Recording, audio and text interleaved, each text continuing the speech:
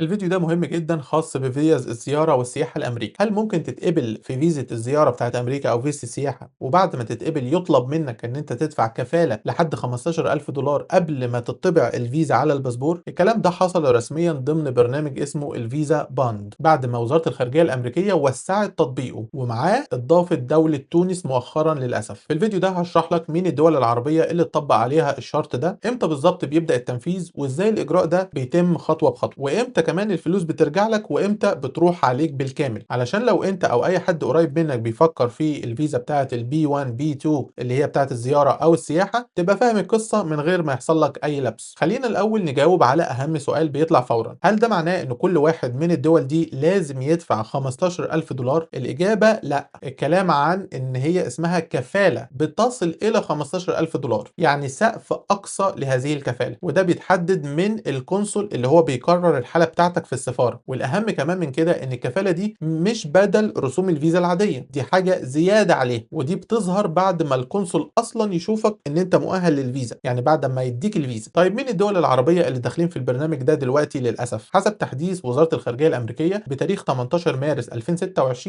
4 دول عربيه بالاسم: الجزائر، جيبوتي، موريتانيا، وتونس. بس هنا في تفصيله زمنيه مهمه جدا هتفرق معاك ولازم تاخد بالك منها دلوقتي. مش كلهم اتطبق عليهم في نفس الوقت، ومش كلهم هيبدا عليهم التنفيذ بنفس التاريخ، وده بيخلي ناس كتير قوي بتتلخبط بين فكره دخول القائمه وبين فكره بدء التطبيق الفعلي للقاعده اللي هي بيطبقوها. خلينا نبدا بالجدول الزمني زي ما تم ذكره رسميا. دوله موريتانيا كانت من ضمن الدول قبل كده من شهر اكتوبر 2025. الجزائر وجيبوتي دخلوا القائمه بالفعل من يوم 21 يناير 2026، وتونس اتضافت مؤخرا في مارس 2026. والحاجات اللي زي دي بتحصل هي اللي بتخلي الاخبار تنتشر بسرعه وبقوه. طيب امتى بقى التنفيذ الفعلي على دولة تونس؟ اعتبارا من يوم 2 ابريل 2026، ودي نقطة بتجاوب على سؤال ناس كتير قوي بتسأله: طيب لو انا من تونس وقدمت النهارده هيتطبق عليا الكلام ده فورا؟ وفق المعلن التنفيذ على تونس بدأ بالفعل من التاريخ ده. بس خليني اقول لك اهم جزء عملي: الاجراء ده شكله عامل ازاي على ارض الواقع، لان في ناس اول ما بتسمع كلمة كفالة بتتخيل ان في خطوة جديدة من اول التقديم، او انك لازم تحول فلوس قبل ما تروح المقابلة بتاعت السفارة. وللاسف الكلام ده مش صحيح، وما تخليش اي حد ينصب عليه. الآلية زي ما هي متوضحة من قبل وزارة الخارجية الأمريكية: أول حاجة بتقدم على فيزة السياحة الأمريكية العادية بي 1 بي 2 فيزا بالطريقة المعتادة. تاني حاجة بتدفع رسوم المقابلة المعتادة زي أي شخص بيقدم. تالت حاجة بتروح المقابلة القنصلية بشكل عادي جدا. بس هنا بقى المفاجأة الجديدة اللي حصلت، واللي هي بتغير الصورة دي كلها. وقبل ما نكمل فيديو النهارده، لو حضرتك شايف انك حقيقي بتستفيد من المحتوى اللي انا بقدمه وحابب انك تظهر تقديرك ودعمك الحقيقي، فحابب اقول لك ان في اكتر من طريقه تقدر تظهر بيها هذا التقدير او هذا الدعم، وده عشان خاطر اقدر اكمل واستمر في تقديم محتوى مجاني تماما بشكل منتظم وبجوده اعلى ان شاء الله. في طرق مجانيه تقدر تظهر بيها تقديرك ودعمك ده من غير ما تدفع ولا حاجه. اول حاجه، لو حضرتك شايف ان الفيديو ده هينفعك بعدين ما تسيبوش يضيع منك في وسط زحمه المحتوى الايام دي، اعمل سيف للفيديو دلوقتي او حفظ، عشان خاطر المعلومه اللي انت هتسمعها هنا غالبا هتحتاج ترجع لها بعدين وقت ما تحتاجها. واعمل له شير برضو او مشاركه لاي حد تعرفه ممكن يستفيد منه، وسيب لي رايك في التعليقات بكل صراحه. ايه اكتر نقطه عجبتك لحد دلوقتي، او حتى ايه النقطه اللي انت مختلف معايا فيها؟ بس المهم انك تكتب رايك في التعليقات بكل احترام، لان طول ما في احترام كلنا بنستفيد من بعض. ولو عندك تجربه شخصيه او موقف حصل معاك تقدر برضو تشاركه في التعليقات تحت الفيديو، عشان كلنا هنا بنتعلم من تجارب بعض. ولو عندك اي سؤال سيبه لي برضو في التعليقات، وانا هحاول ارد عليه في اسرع ما يمكن، سواء بالكتابه او اعمل لك عليه فيديو مخصوص لو كان هو سؤال متكرر. وتاكد طبعا ان انت تكون عامل سبسكرايب هنا في القناه لو بتتفرج على اليوتيوب، وتاكد برضو انك تعمل فولو لو بتتفرج على الفيسبوك او على التيك توك، لان ان شاء الله في دايما محتوى جديد بشكل مستمر عن الهجره والمعيشه في امريكا خطوه بخطوه. لو القنصل شاف ان انت مؤهل انك تاخد الفيزا بتاعه السياحه لامريكا، يعني هو اصلا وافق عليك من ناحيه الشروط، ساعتها بقى ممكن يطلب منك ان انت تدفع الكفاله دي قبل اصدار التاشيره. خلي بالكم يا جماعه، الحاجات هنا في امريكا يعني قد يكون صعب فهمها عند ناس كتير. في ناس بتفرق بين التقديم، وفي ناس بتفرق بين مده الانتظار، وفي ناس بتفرق بين الاصدار. لازم تفرق بين كل دول. خلينا نكمل. يعني الكفاله مش خطوه علشان خاطر يقيمك، هي خطوه بعد التقييم ما بيتم بالفعل، بس قبل الاصدار النهائي للفيزا، قبل ما يطبعها لك على الباسبور. وده بيخلي السؤال اللي بعده منطقي جدا: طيب بدفعها فين ولمين وازاي اضمن ان ده مش نصب؟ على حسب بيان وزاره الخارجيه الامريكيه الدفع بيكون عن طريق الموقع الرسمي اللي هو اسمه pay.gov فقط لا غير. كلمه حصرا هنا مهمه جدا، لان في الفتره اللي زي دي بيطلع ناس بتستغل الموضوع ده وبتعمل صفحات ووسطاء والكلام اللي زي كده. طالما الاجراء رسمي الدفع لازم يكون عن طريق القناه الرسميه الحكومية الخاصة بالحكومة الأمريكية. طيب هل الفلوس دي بتروح عليك؟ هنا بقى لازم نفهم معنى كلمة باند دي اللي هي ضمان أو كفالة كترجمتها بالعربي. المفروض إن هي بترجع لك كاملة بس بشرط واضح جدا إنك تغادر أمريكا في الموعد المحدد وتسجل مغادرتك بالفعل. ودي نقطة بترد على سؤال ناس كتير قوي، يعني لازم أعمل إيه علشان خاطر أضمن استرداد المبلغ ده؟ ببساطة لازم تلتزم بمدة الإقامة المصرح بيها عند دخول أمريكا وتخرج في الوقت المسموح ليه، وبكل تأكيد طبعا ما تقعدش أكتر من المدة المسموحة، يعني بالبلدي اللي احنا بنقول عليها ما تكسرش الفيزا. طيب ردا دلوقتي على سؤال اللي سألني كتير قوي، امتى الفلوس دي بتتصادر وما بترجعش؟ بيان وزارة الخارجية الأمريكية حدد حالتين بس لا ثالث لهم. الحالة الأولى إنك لما بتتجاوز مدة الإقامة المصرح بيها عند الدخول اللي هو اوفر ستي، والحالة التانية لو قدمت على طلب لجوء داخل الأراضي الأمريكية. غير كده حسب المذكور الكفالة تعاد كاملة ليك بعد ما تسجل مغادرة في الموعد اللي هم ادوهولك في المطار. هنا بقى السؤال المهم اللي ناس كتير قوي بتسأله في الفترة الأخيرة، ليه بقى أمريكا بتعمل الكلام ده أصلا؟ بس قبل ما ادخل في النقطة اللي جاية، في حاجة مهمة بتحصل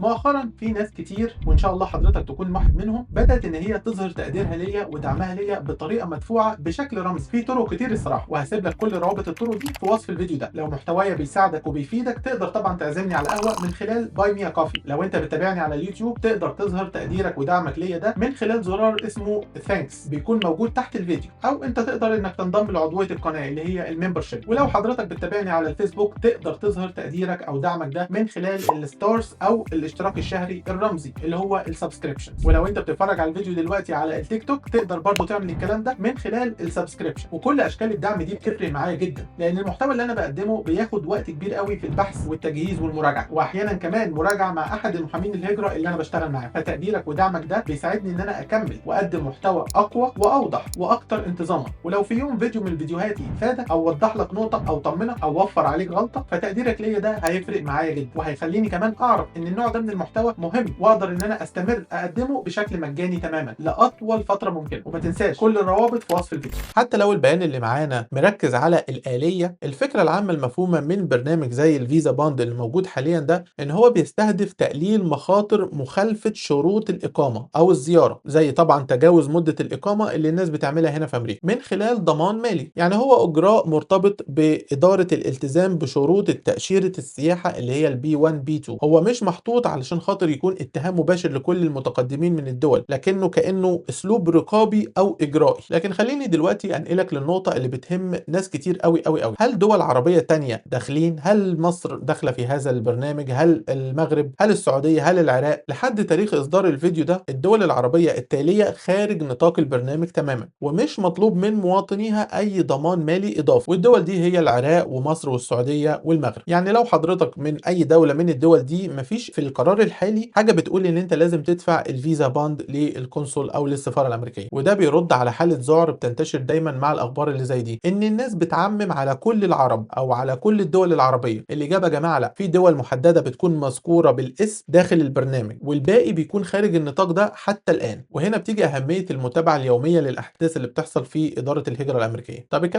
هل الكلام ده معناه إن الموضوع انتهى؟ الإجابة برضو لا، لأن نفس المعلومة الأساسية في البيان بتقول إن القائمة دي في توسع مستمر. وده بيخلينا عند نقطة عملية جدا، ما تعتمدش على بوستات أو لقطات شاشة قديمة أو حد واخد سكرين شوت من حتة قديمة. المرجع اللي لازم أنت تراجعه دوريا بنفسك هو الموقع الرسمي لوزارة الخارجية الأمريكية travel.state.gov. طيب تعال نحط كل الكلام ده في سيناريو واقعي عشان الصورة تبقى كاملة وواضحة جدا. أنت قدمت عادي على بي 1 بي 2 اللي هي فيزا السياحة، دفعت رسوم المقابلة ورحت. القنصل في السفارة قرر ان انت مؤهل للفيزا، بدل ما يطبعها على طول زي ما كان بيحصل بيقول لك مطلوب فيزا باند بالمبلغ اللي اتحدد لك، والمبلغ ده ممكن يوصل ل 15000 دولار، من 5000 ل 15000. بعد كده بتروح تدفع هذا المبلغ عن طريق المنصة الرسمية للدفع بتاعت الحكومة الأمريكية اسمها pay.gov. وبعد كده الفيزا بتاعتك بتصدر بعد استكمال هذا الشرط. بتقدر ان انت تسافر ولازم تلتزم بالمدة وتخرج في الموعد المحدد ليك. بعد ما بتسجل مغادرتك من أمريكا الكفالة دي او المبلغ ده بيرجع لك بشكل كامل. في المقابل بقى لو حصل واحد من الاثنين دول، يا اما عملت اوفر ستي يعني قعدت مده اكتر من المطلوبه، او قدمت على طلب لجوء هنا في امريكا، فحضرتك تعتبر ان الكفاله دي او الباند ده راح عليك. وفي مره من المرات حد سالني سؤال ذكي بصراحه، طيب لو انا مثلا ناوي ازور زياره قصيره جدا لمده اسبوعين او حاجه، هل ده بيقلل فرصه طلب الكفاله؟ للاسف ما نقدرش نجزم من المعلومات المتاحه هنا بمعايير الاختيار او نسب تطبيقها، لان القرار بيقول ان